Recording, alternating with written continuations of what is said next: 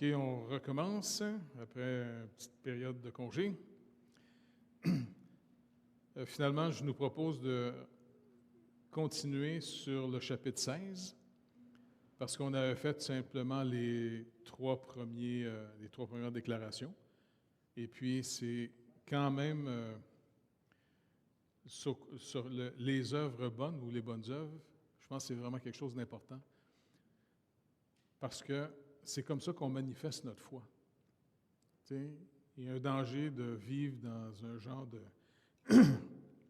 se raconter des histoires, c'est une chose. Puis comme Jacques le rappelle, de mettre en pratique la parole, c'est vivre vraiment par la foi. Comme il dit, faites attention de ne pas être simplement des auditeurs oublieux. Tu sais, dans le sens... Fait qu'on va revoir ça ensemble, OK? Je vais simplement lire les trois premiers parce qu'on les avait déjà faits. Puis on va continuer à partir du chapitre 4 après, du 4e paragraphe.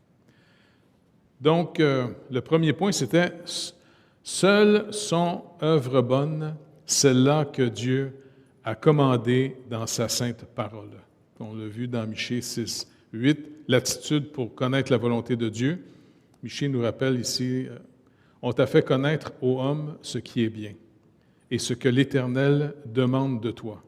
C'est que tu pratiques la justice, que tu aimes la miséricorde et que tu marches humblement avec ton Dieu. » Fait que ces trois attitudes-là, si on se maintient dans ces trois attitudes-là, eh bien, la volonté de Dieu va nous atteindre. On va la discerner. Encore une fois, pratiquer la justice, c'est de vraiment se regarder de faire le mal. Deuxièmement, la miséricorde, c'est de vraiment laisser le cœur de Dieu nous donner sa compassion. Parce que le Seigneur, rappelez-vous, quand il est venu sur terre, il a dit même à ses disciples, « Si vous m'avez vu, vous avez vu mon Père. » Il est devenu vraiment l'image de Dieu visible. Et puis quand il était là, vous remarquez, il n'a pas cherché le pouvoir du monde. En d'autres mots, il ne s'est pas tenu avec les plus riches pour avoir plus d'influence, puis avec les plus influençables. Il nous a montré finalement que si on discerne la volonté de Dieu, bien, le Seigneur a compassion des gens qui sont dans la misère.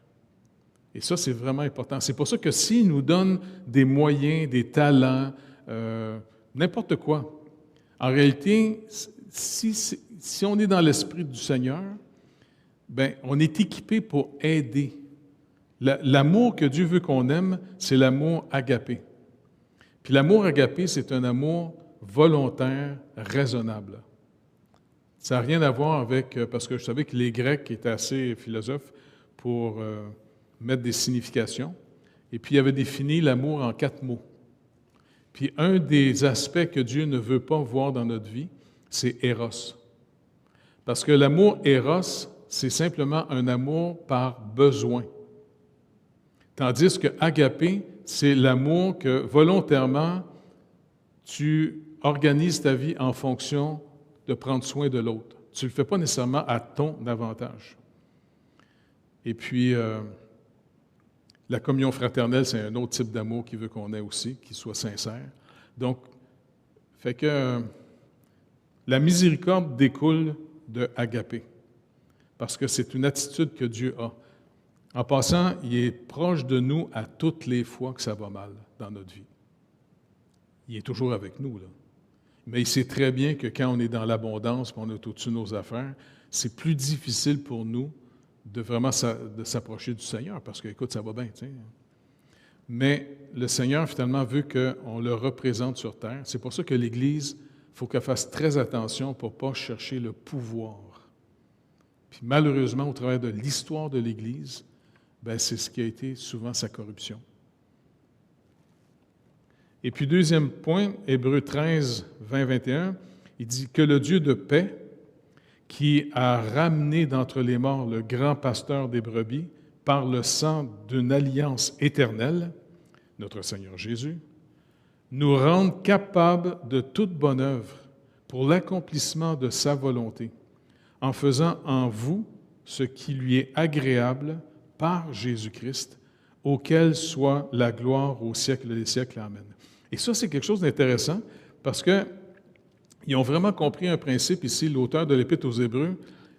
Quand on discerne la volonté de Dieu, là, il va nous rendre capables de la faire. Et ça, pour moi, c'est un trésor énorme. Et c'est comme ça que notre foi devient de plus en plus concrète et rassurante. Parce que souvent, on dit qu'on croit la Bible, tu sais, puis qu'on fait confiance.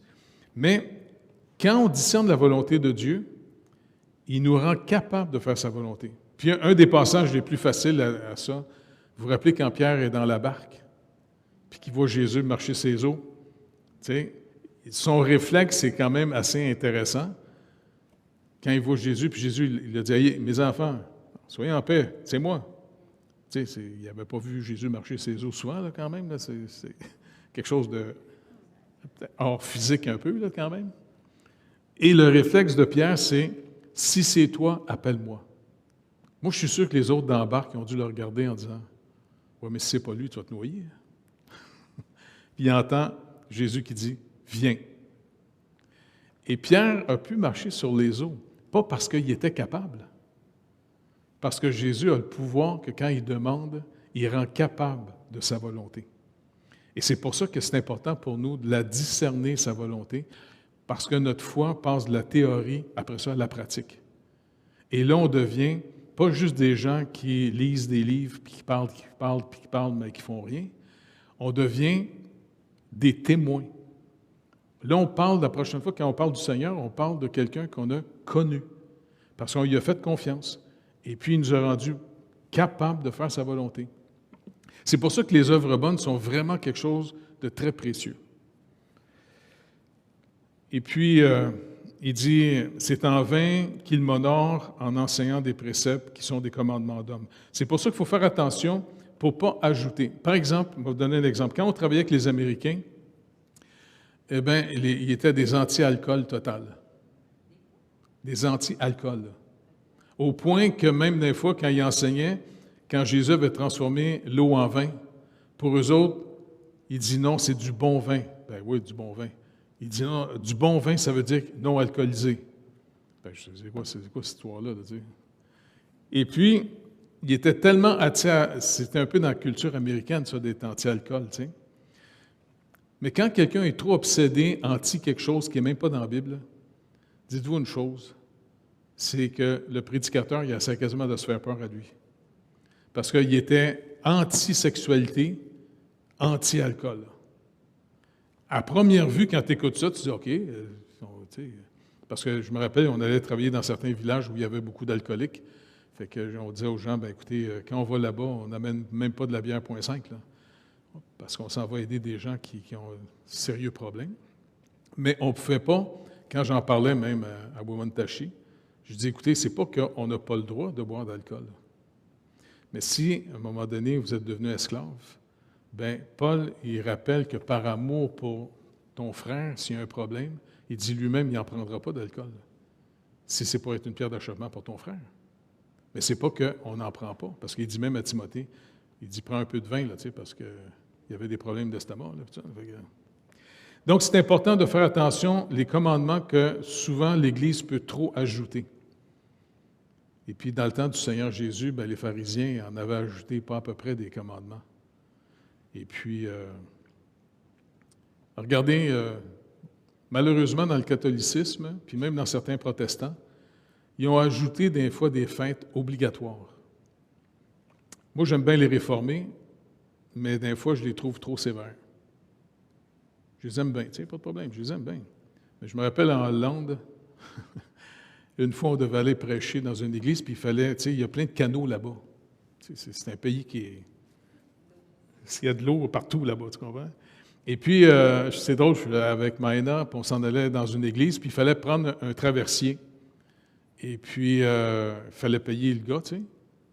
Puis il dit, « Hey, on vient d'acheter quelque chose. » Bien, je dis, « Man, et le gars, il faut prendre le traversier. » « Oui, mais parce que le dimanche, il ne faut pas acheter. » Comment ça, le dimanche, il ne faut pas acheter?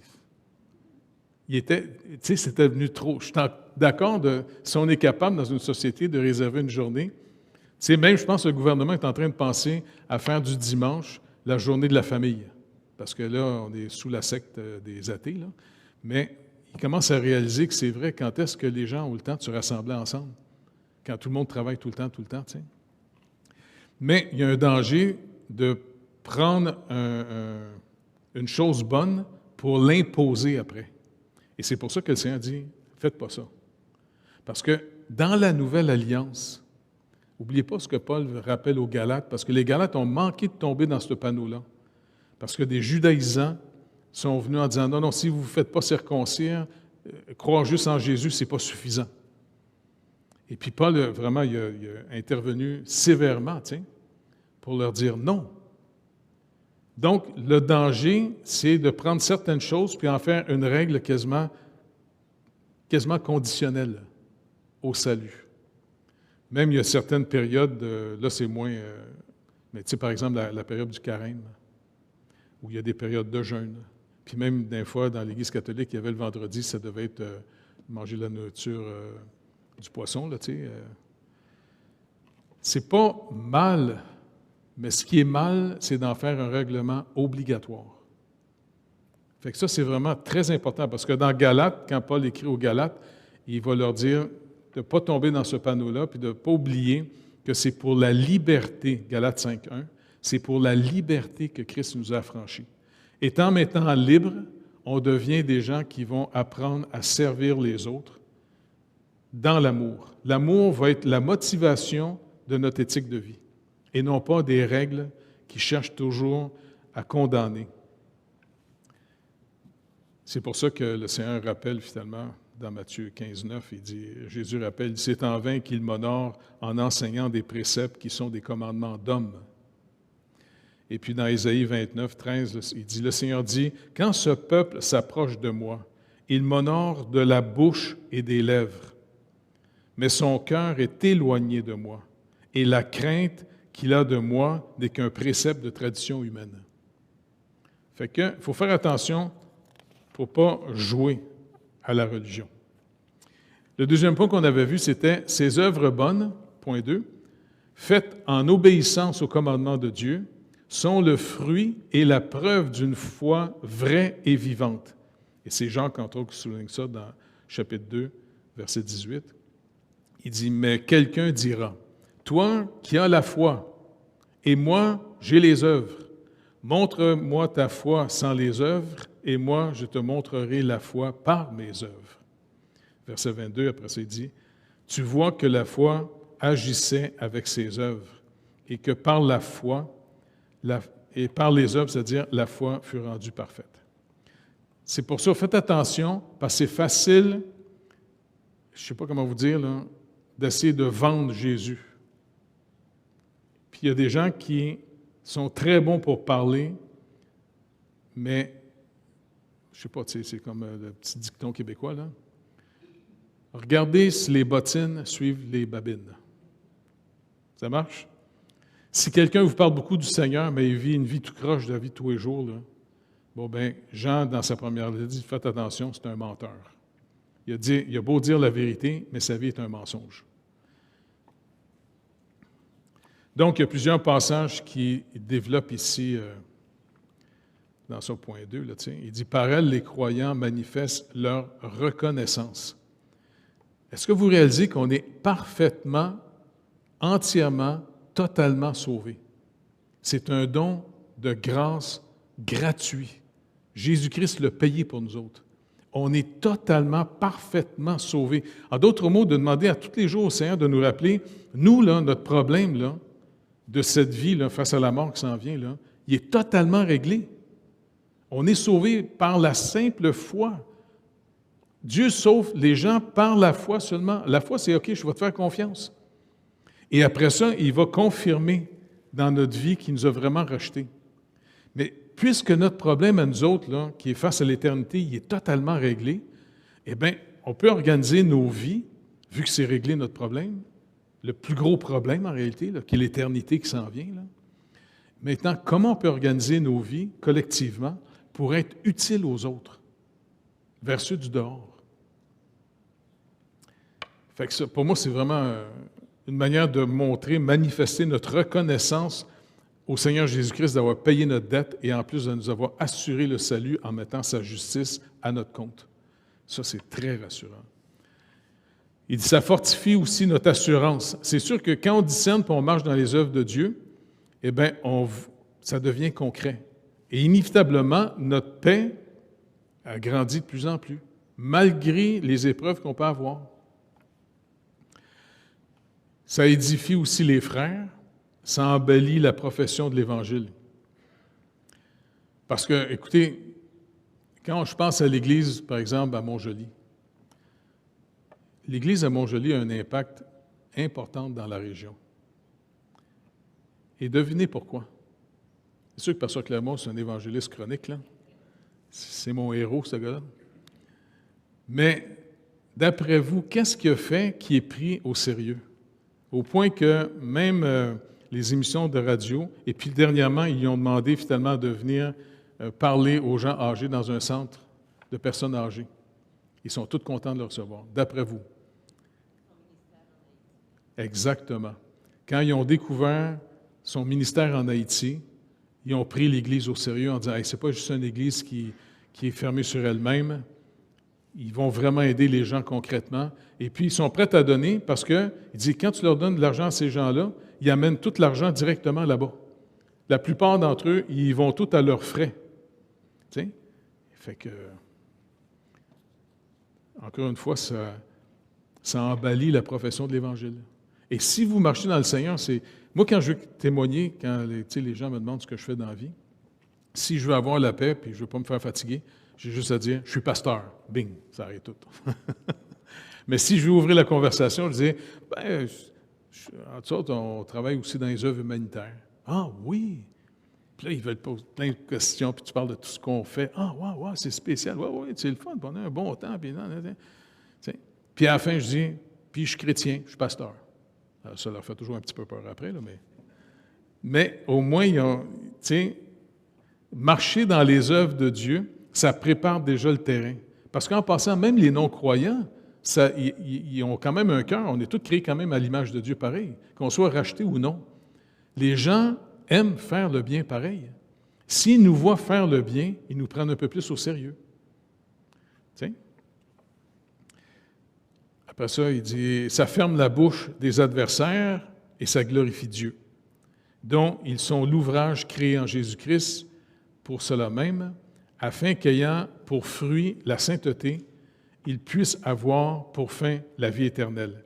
Donc, on marche, nous autres, dans les œuvres de Dieu parce que d'abord, il nous a rachetés. Et deuxièmement, après avoir trouvé grâce auprès du Seigneur, qui nous a fait connaître son message, puis qu'on a accepté, il nous sauve par pure grâce, bien, toute notre marche avec lui développe la vraie sanctification. C'est en marchant dans les œuvres de Dieu qu'on réorganise nos vies pour rester, tu sais, dans le sens qu'on garde le canal ouvert. Fait que... OK. Troisième point, on avait vu, si on va sur tous les passages, là. Il dit, le troisième point, c'était « Leur capacité de faire des œuvres bonnes ne vient pas d'eux-mêmes, mais entièrement de l'Esprit de Christ. » Et comme le passage qu'il donne ici, c'est Jean 15, versets 4 à 5, le Seigneur Jésus dit à ses disciples, « Demeurez en moi, et je demeurerai en vous. Comme le sarment ne peut de lui-même porter du fruit, s'il ne demeure attaché au cep, ainsi vous ne pouvez non plus, si vous ne demeurez en moi. Je suis le cep, vous êtes les sarments. Celui qui demeure en moi et en qui je demeure porte beaucoup de fruits, car sans moi, vous ne pouvez rien faire. Mais par lui, on peut faire toute sa volonté. » Fait que ça, c'est vraiment un principe très important. Il dit, pour être rendu capable, il leur faut, en plus des grâces qu'ils ont déjà reçues, étant sauvés, une influence effective du Saint-Esprit, opérant en eux le vouloir et le faire selon son bon plaisir de Dieu. Et comme Paul l'écrit aux Corinthiens, dans 2 Corinthiens 3, 5, il dit, « Ce n'est pas à dire que nous soyons par nous-mêmes capables de concevoir quelque chose comme venant de nous-mêmes. Notre capacité, au contraire, vient de Dieu. » Et puis Philippiens 2, 13, « Car c'est Dieu qui produit en vous le vouloir et le faire selon son bon plaisir. » Et ça, c'est quelque chose de vraiment fascinant d'expérimenter.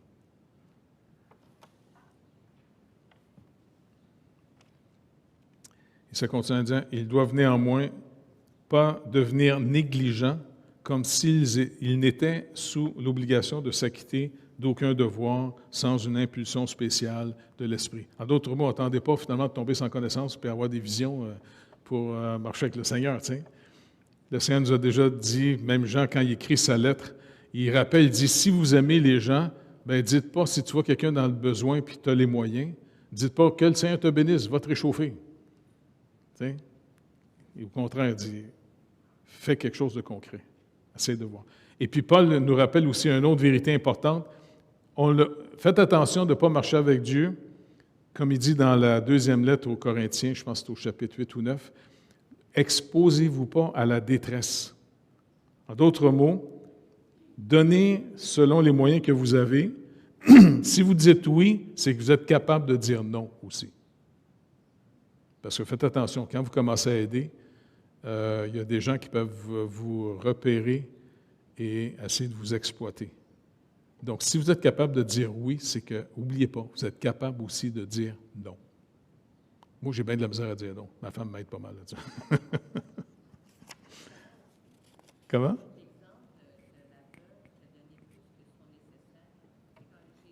Oui.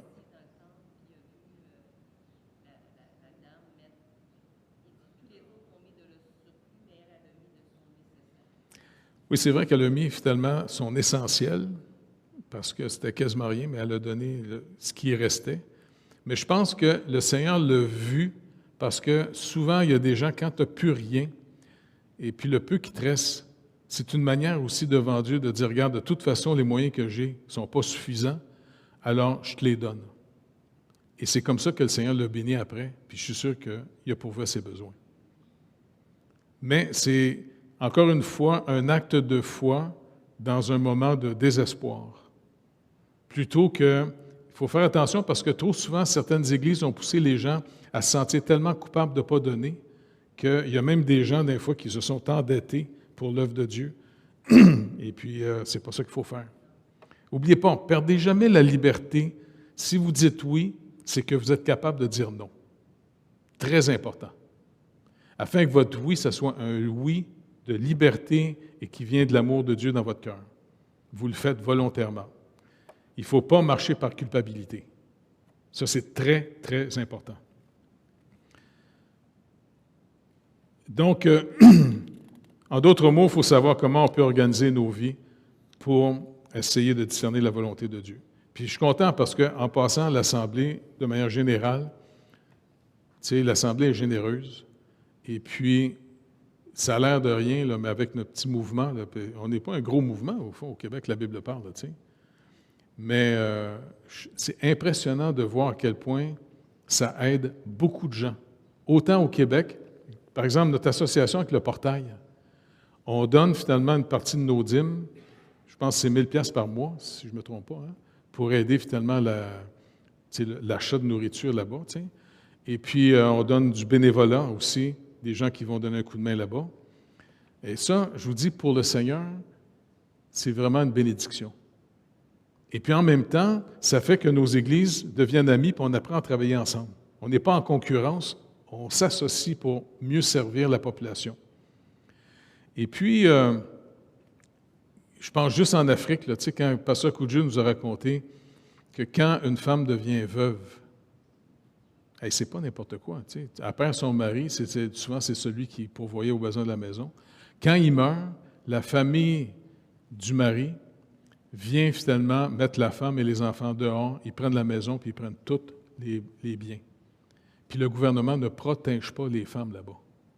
La femme là-bas est considérée comme rien. Quand il nous a raconté ça, on n'en revenait pas, tu sais. Fait qu'on a décidé de dire comment on peut aider. Et puis avec M. Tremblay et les autres, eh bien, on a mis de l'argent pour commencer finalement à faire des prêts, tu sais, des prêts sans intérêt, pour les aider à partir des entreprises, puis essayer de trouver... et puis même, éventuellement, on aurait peut-être un projet avec Pasteur Koudjou de continuer à bâtir au-dessus de l'église, là-bas, des appartements pour héberger les veuves et les orphelins qui sont mis dehors dans la rue, afin que, pour survivre, bien, ils ne s'en vont pas dans la prostitution. T'sais? Fait que ça, je vous le dis, devant Dieu, ça a du prix. Quand on va mourir et on s'en va devant lui, là, Jésus nous a déjà dit comment il va recevoir les nations. Quand j'avais faim, vous m'avez nourri. Quand j'étais nu, vous m'avez habillé. Quand j'étais malade, vous m'avez soigné. Quand j'étais en prison, vous m'avez visité. Puis les gens vont dire, mais quand est-ce qu'on t'a vu malade? Quand est-ce qu'on t'a vu avoir faim? À toutes les fois que vous l'avez fait à ses plus petits. Le Seigneur nous regarde voir, je vous ai donné des moyens. Est-ce que vous organisez votre vie juste pour être pour vous seulement? C'est pas qu'il ne veut pas qu'on profite de la vie, là. Mais il y a un danger, des fois, de vivre juste pour nous-mêmes et puis d'ignorer carrément les gens autour de nous autres. Et puis, étrangement, vous allez remarquer une chose. Ceux qui donnent reçoivent du Seigneur. Je vous le dis, c'est fascinant. En tout cas, nous autres, on est même gênés des fois dans la maison où on reste en ce moment, ça n'a pas de bon sens. Le Seigneur nous a pognés, on était quasiment deux tout nus, là, tu sais. On n'avait pas une scène, on n'avait rien, on ne savait pas ce qu'on avait dans la vie, on voulait servir le Seigneur, tu sais. Et puis on a commencé, le mouvement de la Bible de Pâques, ça a commencé dans sa cuisine. Puis quand sa cuisine était trop pleine, bien après ça, j'étais dans mon appartement, dans mon petit salon. Quand le salon est rendu surpris, on a trouvé un autre appartement, un salon double. Tu sais. Et puis, je me rappelle des fois, en tout cas, on était longtemps sur un matelas à terre, là, tu sais. Et puis, c'était drôle parce qu'à un moment donné, on avait ramassé un petit peu d'argent à la banque, je ne sais pas, 50, 100 piastres, tu sais. On n'avait jamais été aussi riches, là, tu sais. Puis je dis, Carole, je suis sûr que quelqu'un dans l'Église va être en besoin. Et puis on avait mis un gars à l'époque qui veillait, tu sais, voir ce que tout le monde mange. Et comme de fait, il cogne à la porte. « Hey, telle famille, ils n'ont pas de nourriture en ce moment. »« OK, ah oui, on va chercher ça à la banque, on donne de l'argent. » Mais le Seigneur peut nous redonner plus que ce qu'on donne. Mais encore une fois, faites-le par amour. Faites-le pas par culpabilité. Faites-le en disant, OK, on va donner, sans s'exposer à la détresse, tu sais. Puis le Seigneur s'occuper de nous autres. Hein? C'est trop beau. Je te le dis, ça n'a pas de bon sens. Fait que, juste de penser aussi que les gens dans l'Église puis dans notre mouvement, il y a 600 enfants en Haïti qui mangent au moins à tous les jours aujourd'hui. Déjà, la santé du village a complètement monté, puis 2-3 villages autour, c'est dans les écoles qu'on fait ça. Payer l'éducation des enfants, même chose. Et puis d'avoir travaillé là-bas pour enlever la fausse idée que travailler la terre, c'est humiliant. Là, la nouvelle génération qui ont grandi pendant 20 ans à Tiverny, c'est tout rendu des jeunes adultes maintenant, bien, ils ont commencé à travailler la terre, tu sais, comme, comment il s'appelle, Michelet, et son frère, ouais.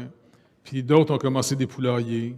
Et puis, le Seigneur a commencé à bénir le village. Au moins, les gens mangent maintenant. Puis éventuellement, moi, je prie que des hommes d'affaires ou des gens capables qui connaissent ça viennent voir comment on peut aider les pêcheurs. Pour que non seulement ils pêchent les poissons, qu'on peut voir comment on peut faire le travail là-bas, mais en même temps le transformer, parce que c'est ceux qui font la transformation qui font l'argent souvent. Ce n'est pas le pêcheur qui s'en va pêcher. Et puis de là, comment ils peuvent envoyer ça vers Port-au-Prince. Tu sais, ça se développe, c'est vraiment fascinant, là, tu sais. Parce que le but, c'est de voir comment on peut aider les gens à être autonomes. Et là, maintenant, on commence à voir le fruit. Les gens de Tiverny commencent à être concernés par les villages pauvres à côté et ils veulent les aider. Ça, c'est encourageant, tu sais. Le 4e point. Ceux qui, par leur obéissance, s'élèvent le plus haut possible en cette vie, sont très loin d'être capables de faire des œuvres c'est un mot assez compliqué à dire. Surégogatoires. Comment? Donc, en d'autres mots, il est en train de dire, faites attention de ne pas essayer de faire des œuvres de plus en plus impressionnantes dans le but de mériter la faveur de Dieu. Tu sais, n'oubliez pas, ce n'est pas pour être sauvé qu'on fait ces œuvres-là. C'est parce qu'on est sauvé qu'on les fait. Ça, c'est très important parce que malheureusement, dans certains, des fois, d'un christianisme qui a glissé, qui a ajouté au salut les œuvres. Et c'est pour ça que beaucoup de chrétiens de certaines dénominations, à cause d'une mauvaise théologie, ils ne sont pas sûrs de rentrer directement au ciel parce qu'on dit non, il y a juste les saints qui rentrent directement au ciel, les autres s'en vont dans le purgatoire. Ce n'est pas dans la Bible, ça. C'est encore une manière de forcer les gens aux œuvres. On ne force pas les gens aux œuvres. C'est l'amour de Dieu en nous, l'amour qu'on reçoit, que Dieu nous aime, qui fait qu'on va refléter cet amour-là pour les autres après. Donc, c'est toujours dans la liberté qu'il nous donne. Ça, c'est très, très important. OK? On n'essaie pas de se présenter par nous-mêmes juste devant Dieu, comme Job 9, 2, 3 dit, « Je sais bien qu'il en est ainsi. Comment l'homme serait-il juste devant Dieu? S'il voulait contester avec lui sur 1000 choses, il ne pourrait répondre à une seule. » Galates 5, 17, « Car la chair a des désirs contraires à ceux de l'esprit, et l'esprit en a de contraires à ceux de la chair. Ils sont opposés entre eux afin que vous ne fassiez point ce que vous voudriez. » Donc, c'est pour ça qu'il faut apprendre à marcher avec Dieu, parce qu'on a toujours notre vieille nature aussi. Il ne faut pas l'oublier, là. Elle est toujours là, la vieille nature.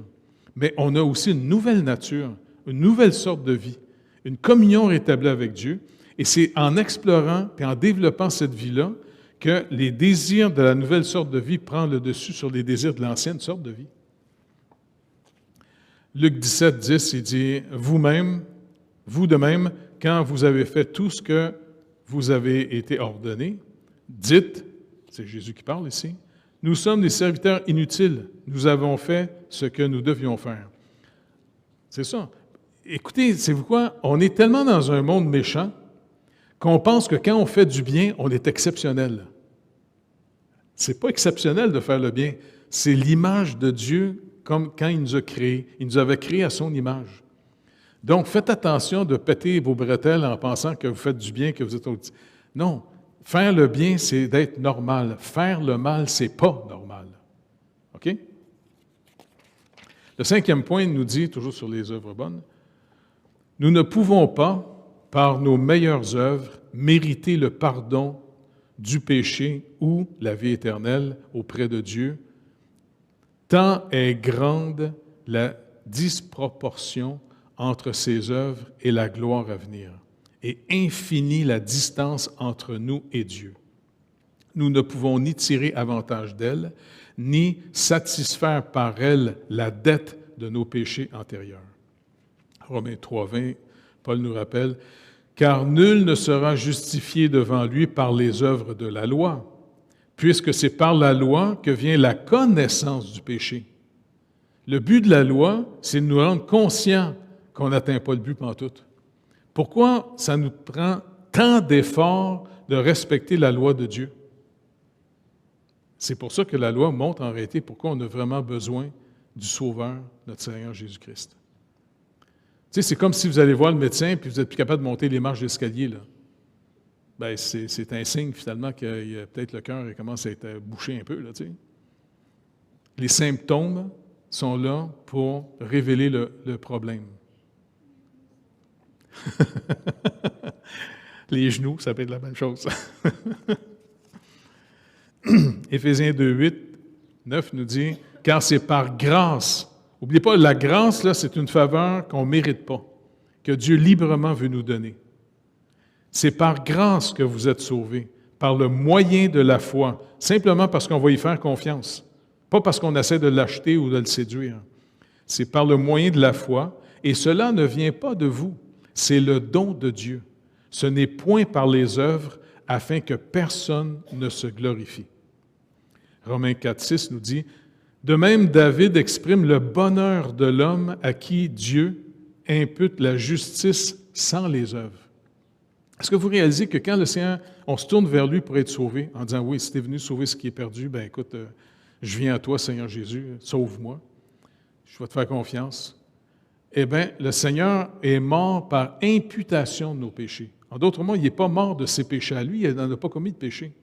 Mais s'il est mort, puisque le salaire du péché, c'est la mort, il est mort de nos péchés. En d'autres mots, c'est ça l'imputation. Ça a été mis à son compte.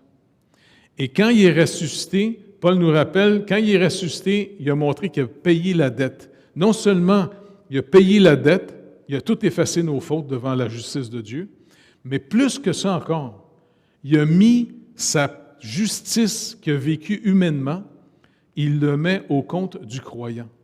Et c'est pour ça que Paul va nous dire, dans Romains 8, « Il n'y a plus de condamnation pour ceux qui sont en Jésus-Christ. » Ça ne veut pas dire qu'on n'a plus de faiblesse et qu'on n'a pas de faute. Ça veut dire que pour Dieu, maintenant, dans ces livres-là, on est mort. La mort de Christ est notre mort, Et donc, pour Dieu, la dette est finie, est payée. On est mort. Et maintenant, si on vit, on est en train d'apprendre à vivre une autre sorte de relation avec Dieu sur la base de la justice de Christ. C'est pour ça que quand vous priez et vous approchez de Dieu, rappelez-vous toujours, Seigneur, je viens au nom de la justice de Christ. Je ne viens pas au nom de ma justice, là. Merci de me pardonner à cause de ton amour, à cause de Christ qui a payé ma dette. Maintenant, Seigneur, je te prie sur la base de la justice que Christ a mis à mon compte, pas au nom de la mienne. Et c'est comme ça que Dieu dit, OK, tu as compris que Jésus est le chemin. C'est lui la porte. Et ça, c'est rassurant. Notre vie, comme Jésus dit, demandez en mon nom. Donc, il devient vraiment notre sauveur total. C'est celui qui prend soin de nous autres totalement. Écoutez, il nous a sanctifiés parfaitement. Pas parce qu'on est capable, nous autres. Et puis après, ce qui va découler de notre vie, là, c'est la vocation. Par reconnaissance, on va réorganiser nos vies. Ça ne sera jamais parfait, n'oubliez pas. Mais, écoutez, c'est normal, on est reconnaissant. Écoute, son amour est... Honnêtement, il est incompréhensible, son amour. Il a aimé ses ennemis, puis il fait de nous ses amis après. C'est quand même spécial. Puis n'oubliez pas le fruit de l'Esprit dans notre vie, comme il est dit dans Galates 5, 22, 23. Le fruit de l'Esprit, c'est l'amour. Et c'est intéressant parce que Paul parle du fruit au singulier de l'amour. Il dit c'est l'amour. La virgule ici, quand il dit joie, paix, patience, bonté, bénignité, fidélité, douceur, patience, c'est une manière de décrire l'amour. Tiens, parce que sinon, il aurait dû mettre les fruits de l'Esprit, mais il dit le fruit de l'Esprit. C'est l'amour. Et l'amour, ben, ça produit en nous la joie, parce que c'est de la reconnaissance. Tu sais, quand tu découvres à quel point que Dieu t'a aimé, ça te donne une moyenne joie en disant c'est incroyable qu'il nous a aimés comme ça. Et puis en plus, ça nous donne une paix face à tout ce qui peut nous arriver dans cette vie. Puis n'oubliez pas, en vieillissant, on s'approche finalement du dernier ennemi. Pas vrai? Tu sais, dans le sens que, moi, je me dis des gens qui ont négligé un si grand salut, puis qui, tu sais, il me semble qu'en vieillissant, tu dois te poser des questions, Mané. Parce que l'évangile des athées, c'est de dire, non, on est juste des singes, j'avais moins de poils d'en face, c'est tout. Puis l'évangile des athées, c'est de penser qu'un coup tu meurs, tu n'existes plus, tu es complètement disparu. Moi, j'aime mieux me fier au Seigneur Jésus, qui finalement, pendant plus d'un millénaire, il se fait annoncer comment il va venir. Écoute, toutes les prophéties, c'en est spectaculaire, là. J'aime mieux me fier à lui qu'à un Disclin Boulamite là, qui dit « Non, quand tu meurs, c'est fini. » Mais écoute, petit pote, j'aime mieux me fier à Jésus. Il a fait plus de preuves que toi. T'as-tu déjà ressuscité un mort, toi, là? Ben non. Ben, lui, il en a ressuscité une couple. Puis même, ça a tellement fait peur aux autorités religieuses qui avaient peur de ne pas de contrôle sur lui, que le dernier mort qui a ressuscité, il avait même attendu 4 jours. 4 jours, il faut qu'il recrée quelque chose, parce que même ses sœurs avaient dit « Non, Jésus, il pue! »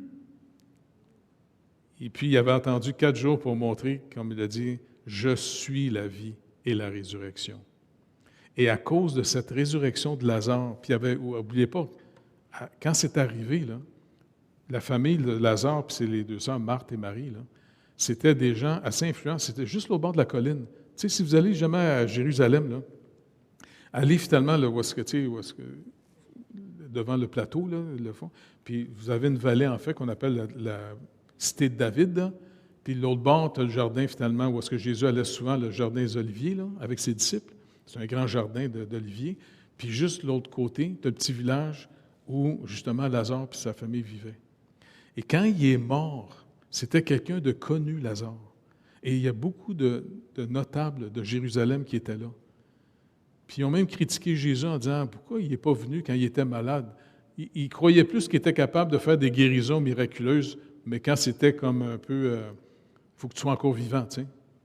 Et c'est pour ça que Jésus a attendu, il a volontairement attendu que son ami meure 4 jours de temps. Parce qu'il y avait une fausse croyance à l'époque, parce qu'on enterrait souvent en Israël les morts la journée même qu'ils mouraient. Et puis malheureusement, des fois, ils ont fait de la confusion entre des gens qui tombaient dans le coma en pensant qu'ils étaient morts. Et puis des fois, quand ils ouvraient des tombes, parce qu'ils mettaient ça dans les sépulcres, quand ils ont vu des morts qui avaient bougé, ils pensaient que des fois, l'esprit pouvait revenir dans le corps. Tu sais? Fait que Jésus a attendu que cette tradition-là ne tienne pas la route. Puis il est en décomposition, le gars. Fait que quand Jésus a dit à Lazare, « Lazare, sors! » C'est intéressant de savoir, Jésus a dit à Lazare, « Sors », c'est pas que Lazare s'est forcé pour sortir, il était mort. Rappelez-vous, quand le Seigneur nous appelle à quelque chose, il rend capable. Au point que quand il a appelé Lazare, ben c'est lui qui a dû rendre Lazare capable, il est obligé de le ressusciter pour que le gars finalement revienne. Son cerveau a dû se refaire. Parce que quand tu meurs, une des premières choses qui se décompose assez vite, c'est le cerveau. Tu sais. Et puis à cause de ça, les gens à Jérusalem, ils capotaient sur Jésus, tu sais, ils n'en revenaient pas. Et là, les autorités religieuses ont dit, non, non, là, il faut le tuer. Parce que là, ça va nous causer des troubles. Les Romains vont nous tomber dessus avec ça. Tu sais.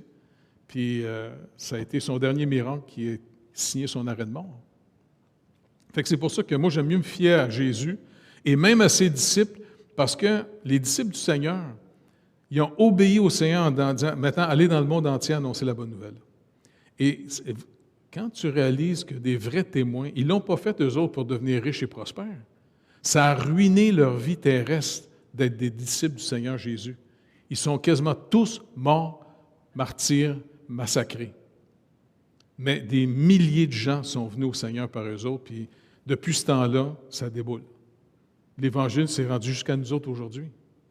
Et c'est pour ça qu'on ne soit pas comme un cul-de-sac, tu sais, qu'on puisse, je ne sais pas, moi, quand ils m'ont annoncé l'Évangile en France, puis que j'ai compris, puis il fallait que je revienne, je me disais, hey, c'est vrai, il ne faudrait pas que ça arrête avec moi, tu sais, j'étais reconnaissant, tu sais, puis je dis, ben, il faut que j'aille marcher dans mon quartier, il faut que j'aille l'annoncer. Je sais qu'ils vont passer pour un fou, là, mais c'est pas grave. Let's go. J'ai dit, écoute, Seigneur, t'haïs-tu le monde à Cartierville autant que ça, en m'envoyant à moi? Puis le Seigneur a fait un œuvre que j'en reviens pas. Aujourd'hui, c'est rendu un mouvement. On est rendu un peu partout au Québec, on est rendu en Haïti, on est en Afrique un peu partout, ça déboule de partout. En France aussi, ils veulent que j'y retourne, mais on va prendre ça un peu de temps, là, tu sais. En tout cas, je vous dis, là, j'aime mieux me fier à eux autres, parce qu'ils ne l'ont pas fait comme des chefs de secte à leur avantage, ils l'ont fait à l'avantage de la population. Même si Paul, quand il annonçait l'Évangile, il se faisait taper dessus, il s'est fait mettre en prison, il s'est fait lapider. Puis le gars, il n'est même pas devenu un aigri, tu sais, un gars qui haït le genre humain. Et il se faisait haïr par tout le monde, puis les Juifs, ils tombaient dessus sans arrêt, puis les païens avec. Puis de ville en ville, ben, il savait qu'en annonçant l'Évangile, il va se faire taper dessus, puis...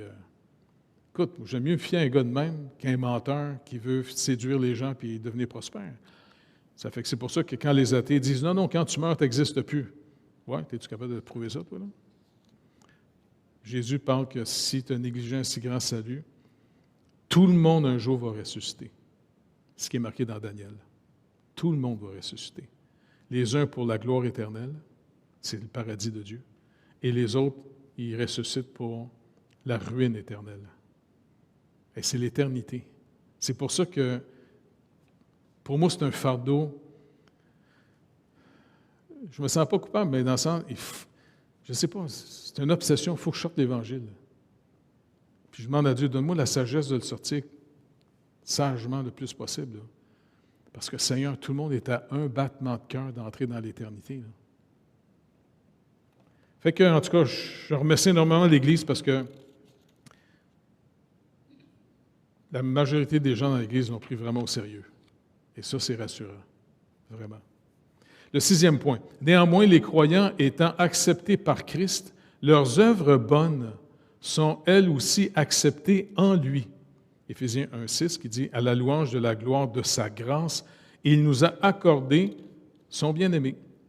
Cela a lieu non parce qu'ils sont en cette vie entièrement innocente et irréprochable devant Dieu, mais parce qu'il plaît à Dieu, qu'il les considère en son Fils, de les accepter, de les récompenser, ce qui est sincère, bien que ce soit accompagné de nombreuses faiblesses et d'imperfections. Nos œuvres, comme ici c'est rappelé, ils ne sont pas nécessairement meilleures que celles du monde. Moi, je connais bien des athées qui font de l'humanitaire puis qui font vraiment une belle job. Puis nous autres aussi, on essaie d'en faire, et puis des fois, on s'est trompé, puis on a réalisé que ce n'était pas toujours le mieux. Mais n'oubliez pas, c'est parce qu'on veut marcher dans la volonté de Dieu. Dieu justifie les œuvres qu'il nous demande de faire. Ce n'est pas que nos œuvres sont nécessairement meilleures que celles des autres. C'est parce que le Seigneur justifie. Comme en passant, juste nos personnes. Tu sais, nos personnes, on est rachetés par le Seigneur, on est pardonnés et on est justifiés. C'est sûr qu'on veut grandir dans l'amour pour avoir un comportement de plus en plus respectueux envers les gens et de l'avant, mais ça ne veut pas dire qu'on est parfait, pas vrai? Mais vous êtes justifiés par l'œuvre de Dieu.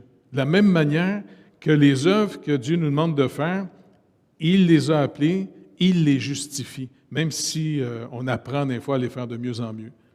Tu sais, dans toutes les missions qu'on a faites, aider en passant, là, c'est pas facile. Parce que des fois, on peut mal aider. Je me rappelle, il y avait des chrétiens avec qui on avait commencé à travailler en Haïti, les Américains. Et puis, ils voulaient importer du stock, tout ça. Puis, souvent, j'essaie de parler avec eux autres pour leur dire, c'est pas une bonne idée, les gars. Non, gars, ils ont faim, on veut les nourrir, on va les habiller. Regardez, le problème, c'est que si on fait du dumping, on détruit l'économie locale. On les empêche, au fond, d'en sortir. Ils vont devenir dépendants de nous autres. Et puis, c'est pas comme ça qu'on aide les gens. Il faut trouver le moyen, comment on peut stimuler leur économie locale qu'un jour, ils n'auront plus besoin de nous autres. Ben, ils n'ont pas aimé mon idée pantoute, fait qu'ils m'ont tassé. C'est pas grave. Je dis, OK, bye-bye tout le monde. On est parti à Tiverny 2 ans plus tard. Et puis le Seigneur a fait ça. Et puis c'est pour ça que même quand on a donné du riz, tu sais, à chaque hiver, on donnait des tonnes de riz, là, tu sais, des sacs, là, 50 livres, là, tu sais. Mais au moins, je me rappelle, M. Guignard et les autres ont compris. J'ai dit, écoutez, ramasser l'argent, il n'y a pas de problème, mais on va demander aux marchands locaux, on va leur donner l'argent d'avance, on leur fait confiance, et eux vont importer des États-Unis le riz. Fait que comme ça, on ne détruit pas leur commerce, au contraire, on va stimuler l'économie locale. Et puis, moi, je trouve ça mieux, tu sais, parce que le village a complètement changé, et puis la région aussi a prospéré. Tu sais. Et puis même le Seigneur a amené des gens de d'autres nations, tu sais, les Thaïlandais, qui sont venus faire toute la route, parce qu'avant, on arrivait blanchi de poudre, tu sais, sur la route. Et là, finalement, il y a venu des Thaïlandais, ou je ne me rappelle pas, c'est ça, c'est ça? Et, ouais, de Taïwan. Et puis, ils ont toutes fait la route en béton. Écoute, ça a fait un changement là, de se rendre là-bas, là, après. Et puis même ça, un jour, ils sont venus nous aider à faire les trous. Là, tu sais, quand on creusait là, dans l'argile, ils sont venus avec les pelles mécaniques, bing, ils ont toutes fait les trous pour qu'on puisse faire les fondations du bâtiment, nous donner un coup de main. Donc, c'est vraiment... marcher avec Dieu, c'est tellement trippant, là, tu sais. Hein? On a du fun. Puis entre autres, c'est drôle parce que le Seigneur, il a le sens du mot, puis il va nous enseigner dans tout ça. Tu sais, comme je vous raconte l'histoire, là, tu sais, quand on pensait qu'on s'était fait voler le container la première fois qu'on Normand faisait... Là, j'étais fâché, puis Normand, il dit, non, c'est pas grave, regarde. Non, mais Normand, hein? Il dit, pourquoi tu es fâché? Non, mais regarde, on était supposé donner, tu sais, le matériel aux gens, puis tout ça. Puis c'est drôle, Normand, il s'est mis à rire en disant, bien, déjà, le matériel va se répandre partout dans le pays. Puis là, à un moment donné, je dis, non, c'est parce que j'aurais voulu, moi, le donner. Puis il s'est mis à rire, puis là, c'est comme un reflet en disant, hey, c'est vrai, je me prends pour un petit boss des Bécosses, moi, là, ici. Puis j'ai dit, Seigneur, je te demande pardon, si bon, je t'épais, ça n'a pas de bon sens. T'sais. Et puis le container est arrivé une semaine après. T'sais, puis il a fallu tout le décharger, puis c'était une grosse job. Là. Mais en même temps, c'est là que le Seigneur te montre aussi ton attitude de cœur en disant, tu te prends pour qui, toi, là? T'sais? Le danger, quand tu t'en vas aider des gens, c'est d'y aller de manière condescendante. Et ça, il faut que le Seigneur le casse dans notre vie. T'sais. Fait que c'est le fun, parce qu'à force de marcher avec le Seigneur, il nous éduque de même, tranquillement. T'sais. Fait que, anyway.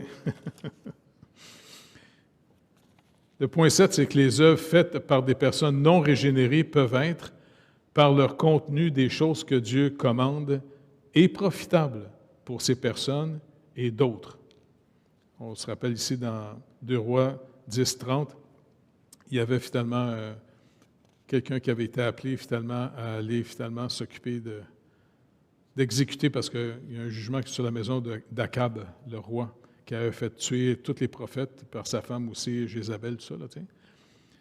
Mais bref, C'est pas parce que les gens du monde font des bonnes choses que ça les sauve. Ça fait juste rappeler à tout le monde que faire des bonnes choses, c'est normal. C'est pas exceptionnel. Ça serait normal de voir comment on peut aider les gens. Et cependant, parce qu'elle ne procède pas d'un cœur purifié par la foi, parce qu'en réalité, à moins d'être racheté par le Seigneur, on se rappelle ici, il dit, mais, par exemple, Caïn, tu sais, les deux frères, là, Caïn et Abel, Caïn, c'était quelqu'un, comme Abel, de très religieux. Il avait offert des sacrifices de ce que lui faisait. Tu sais. Et puisque Dieu n'avait pas accepté son offre, son offrande, ben, il a pogné les nerfs contre Dieu, puis il a tué son frère Abel. Donc, c'est pour ça que c'est important de vraiment d'abord être régénéré d'abord, parce que le Seigneur nous montre. Parce que plus la lumière se fait sur notre vie, plus il nous montre comment on pourrait être dangereux, par orgueil. Et ça désamorce. Plus tu te vois, ben moi, tu te prends au sérieux, tu comprends? Tu fais plus attention. Et puis, on apprend plus à vivre avec ce que l'Écriture nous dit par la foi, la bonté de Dieu. Donc, c'est pour ça qu'on ne doit pas disqualifier nécessairement les œuvres que des gens non-croyants font. Au contraire, on peut leur dire, non, c'est très bien, tu sais, il n'y a pas de problème. Mais ce n'est pas ça qui rachète. C'est bien ce que tu as fait. C'est normal de faire du bien. Mais il y a quelque chose de plus important. Dieu a aimé le monde au point qu'il a donné son Fils, afin que quiconque met sa confiance en lui, il reçoit gratuitement la vie éternelle.